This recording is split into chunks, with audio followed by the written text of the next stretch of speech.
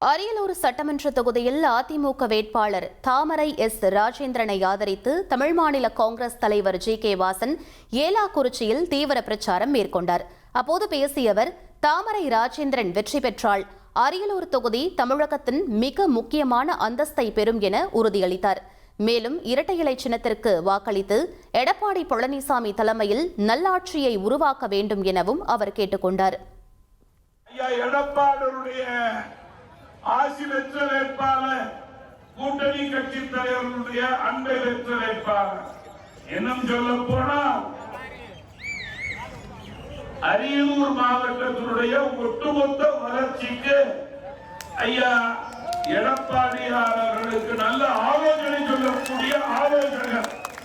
அவருடைய வெற்றி என்பது நம்முடைய அரியலூர் மாவட்டத்தினுடைய வெற்றி, உங்களுடைய தொகுதியின் வெற்றி, உங்களுடைய பகுதியினுடைய வெற்றி. 1,28,00,000 மனங்களை வென்ற தந்தி டிவி யூடியூப் சேனல். தவிர்க்க முடியாத தம்ப்நெயில், கலக்கலான கான்டென்ட்ஸ். நீங்களும் இந்த குடும்பத்தில் இணைய இப்பவே சப்ஸ்கிரைப் பண்ணுங்க. அசுரபலம் கொண்ட எங்கள் டிஜிட்டல் கரங்களில் உங்கள் விளம்பரங்களை சேர்க்க வாட்ஸ்அப் பண்ணுங்க. 8939888378. Email advtthanditv@dttv.in.